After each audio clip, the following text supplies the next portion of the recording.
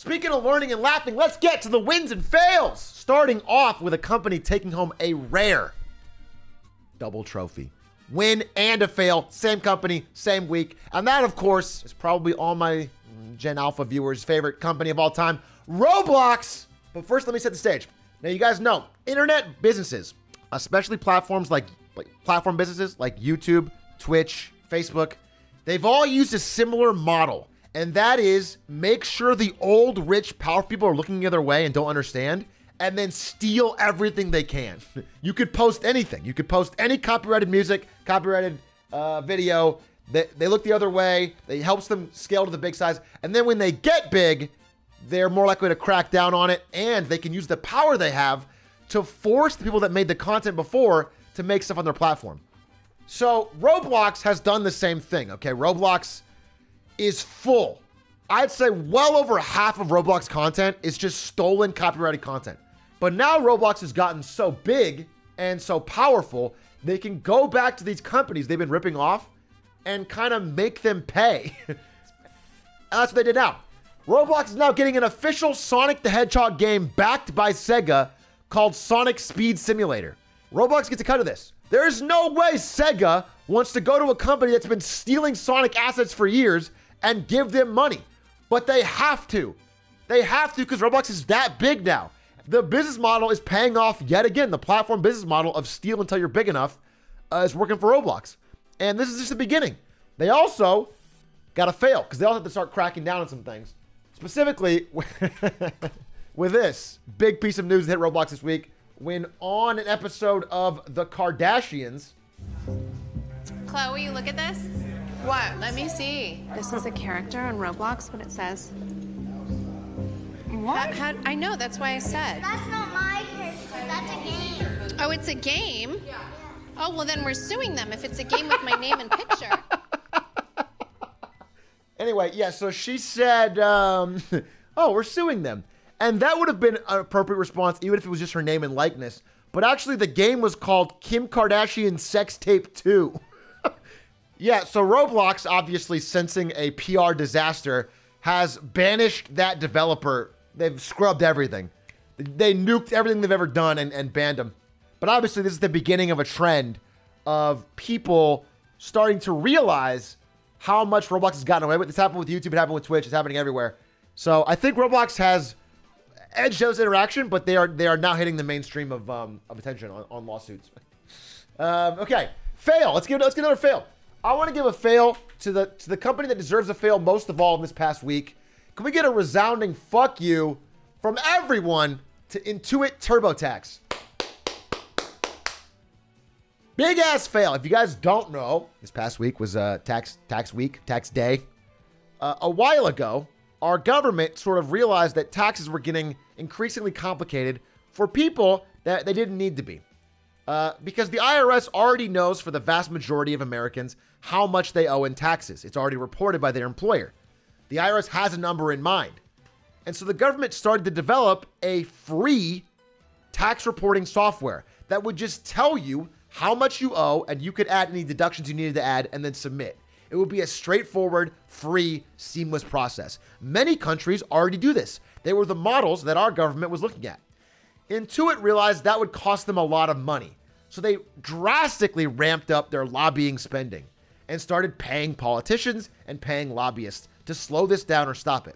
And eventually, the compromise that they agreed to, Intuit Turbo Tax would not be competed with by the government. They wouldn't make their own free software, as long as they would agree to offer a free version to the majority of Americans. Okay, but the thing they did is do everything possible to hide that the free version exists. In fact, they have multiple versions, all of which are advertised as quote unquote free, but often end in a charge.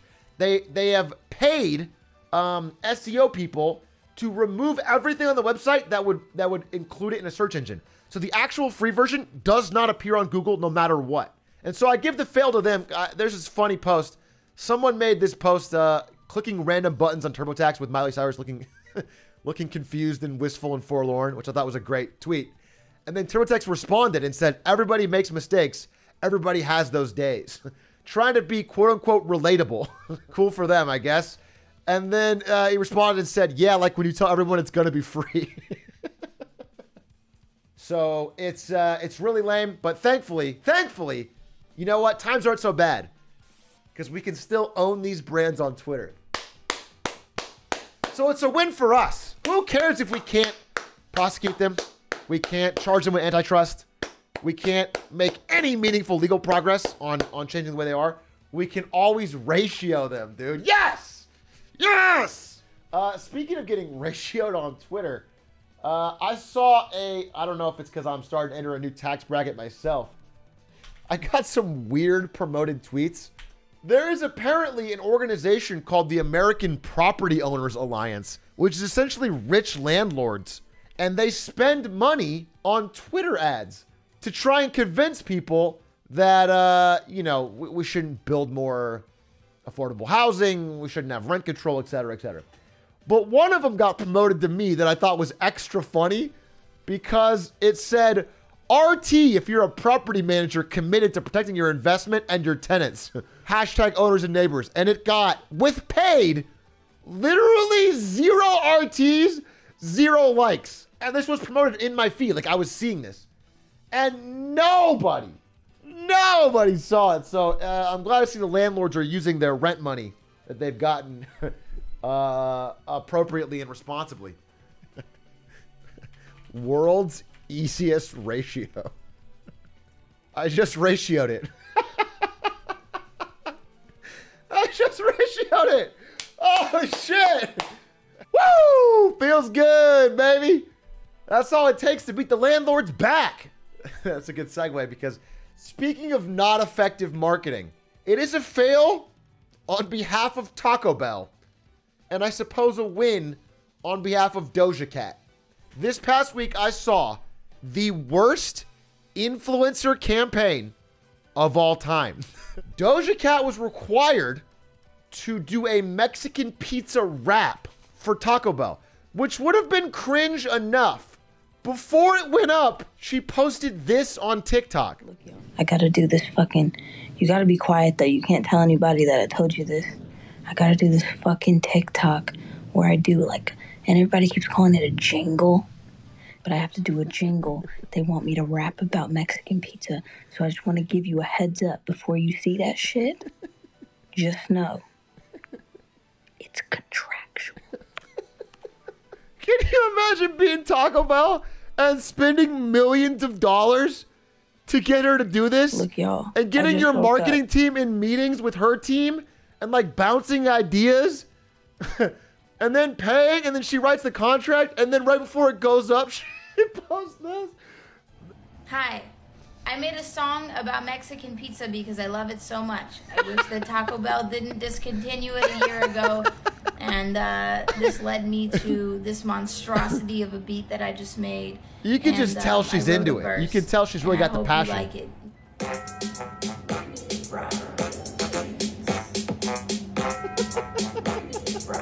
I got beans, I need meat. I need a shell with the sauce and cheese. Give you hell if you cross me, we bout to throw hands if you want try me. Mexican pizza is the pizza for you and me. Holy shit! Mexican pizza is the pizza. I made a... Wow, what an authentic read. My God.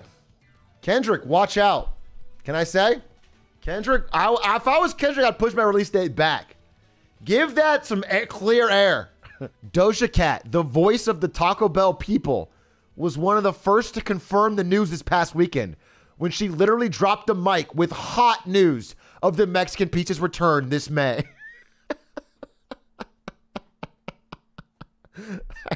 It'd be worse if she said that. Speaking of influencers, let's talk about Dream, who's had quite a couple weeks. I haven't even as the world's biggest Dream fan, I haven't been able to follow all the drama, but I can tell you one thing. I'll tell you who has been following it. The official Tumblr account. The official Tumblr account was hanging out in the fuck Dream, hashtag Dream Out space Twitter spaces. Maybe chiming in. Maybe making their own points or defending Dream. Who knows? Oh, wait, one more. One more. Let's in on a nice one. Let's in on a win. Okay? I always like seeing good PR in the wild. There was a model that got caught on camera kissing Timothée Chalamet at Coachella and was asked about it. And she had this response. Everyone is asking me if I was kissing Timothée Chalamet at Coachella, and that is a good question, her statement continues. But a great question would be asking why our world leaders, why the Earth is now losing 1.2 trillion tons of ice each year due to global warming, and why climate crisis reform has been completely ineffective. I encourage you to contact your local representatives and ask them that. That is good. That is good. Because who wants to be the idiot still talking about celebrity gossip after that? As extremely well played. And it's also effective activism. Yeah, it's a win-win. Well played. It's a perfect pair. It is a perfect parry. It is truly a perfect parry. So I gave that a win. I think that's all for my wins and fails.